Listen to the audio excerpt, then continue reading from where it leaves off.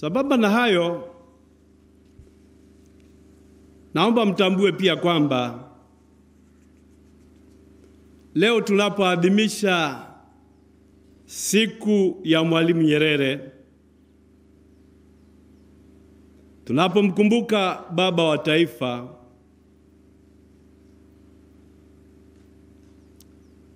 tunatafakari pia juu ya nchi yetu na usitawi wa Watanzania kwa ujumla wao.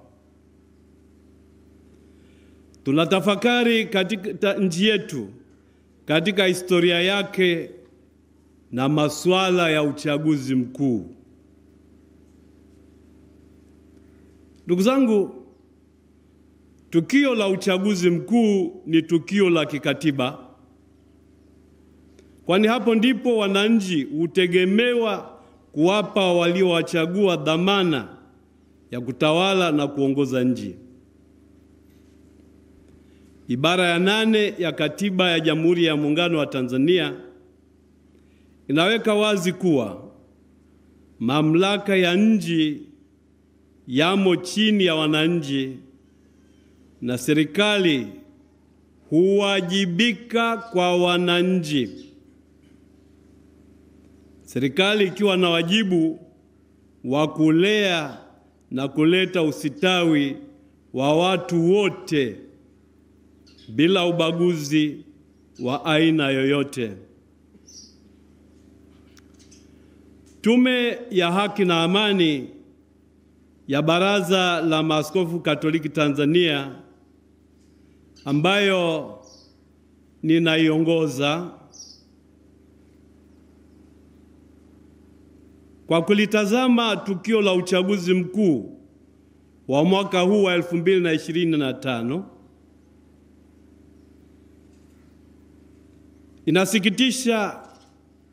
inasikitishwa na hali inayoendelea bila kusitishwa ya kupotea na kutekwa watu.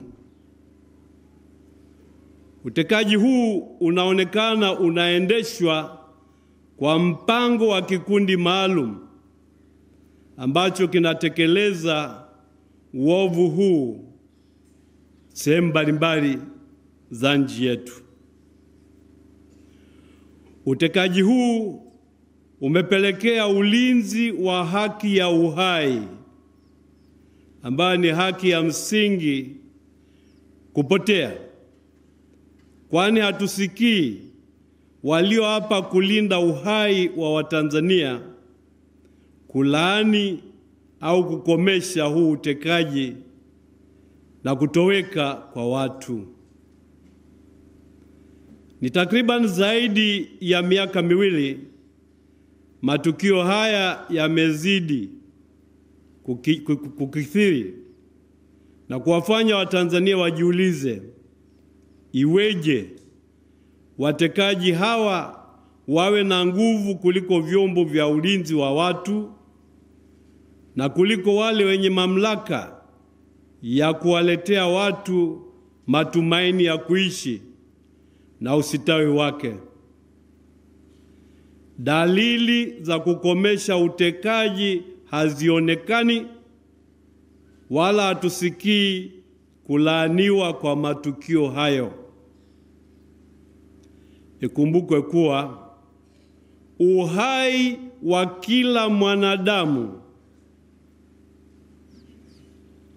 unadhihirisha utukufu wa Mungu. Mwanadamu ameumbwa kwa sura na mfano wa Mungu.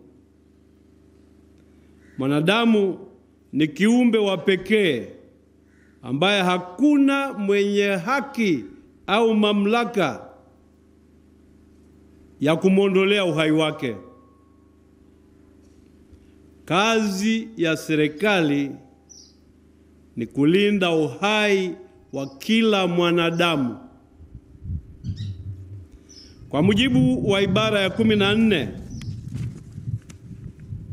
ya Katiba ya Tanzania, kila mtu ana haki msingi ya uhai wake na kuhakikishiwa kuwa haki hii inalindwa kwa gharama zozote zile. Askofu, tunataka serikali kuhakikishia raia na watu wote usalama wa haki ya uhai wa kila mtu bila ubaguzi wowote. Uchaguzi mkuu una maana tu endapo watu wanapata viongozi wenye kulinda na wenye kutetea uhai. Wagombea wa vyama na vyama vyao kwa mujibu wa ibara ya 3 na ya 5 walipaswa kuonyesha uwezo na moyo wa kuwashinda watekaji na wauaji. Tunaitaka serikali izingatie kanuni ya utawala wa sheria na kuheshimu kimatendo haki ya msingi ya kila mwanadamu. Kuelekea uchaguzi mkuu, tunawaomba raia wote kuongozwa na dhamiri iliyo safi, iliyo hai na yenye kuongozwa na ukweli halisi, wenye kuzingatia hofu ya Mungu, utu wa mtu, historia nzuri ya taifa letu, umoja na mshikamano wa taifa letu. Dhamiri hai na safi yenye kufanya maamuzi sahihi, kuzingatia hofu ya Mungu na utu wa mtu kama Mungu alivyouwakilisha kwenye dhamiri yake.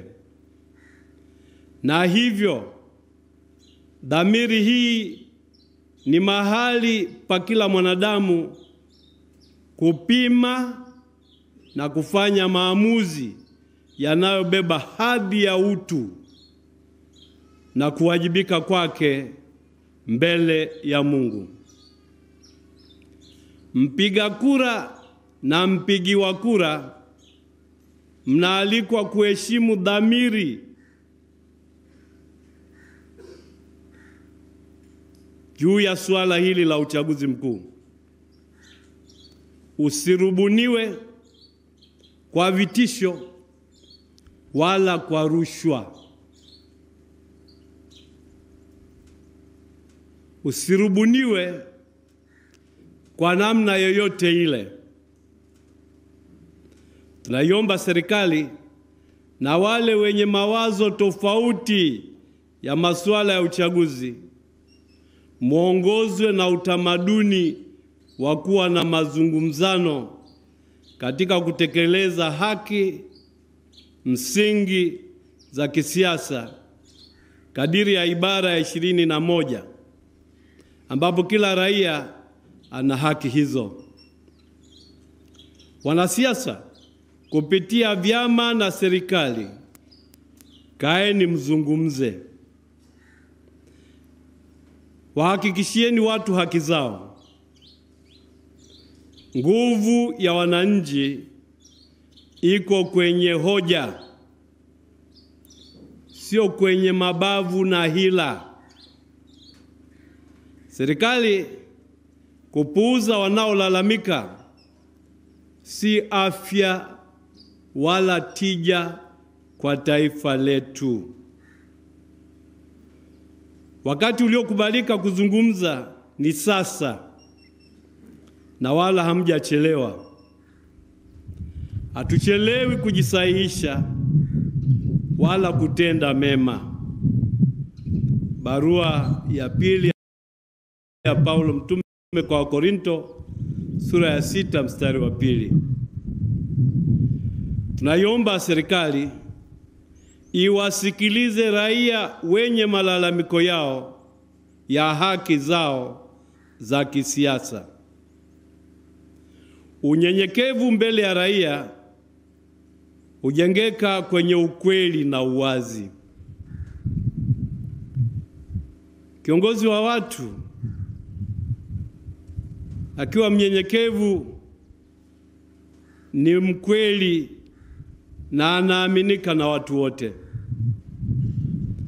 Tukumbuke kuwa historia ya uchaguzi katika nchi yetu kuanzia mwaka 1962 mpaka 2015 zilithibitika kuwa ziliaminika na viongozi wakapatikana kutokana na chaguzi hizo, hata kama zilikuwa na mapungufu yake.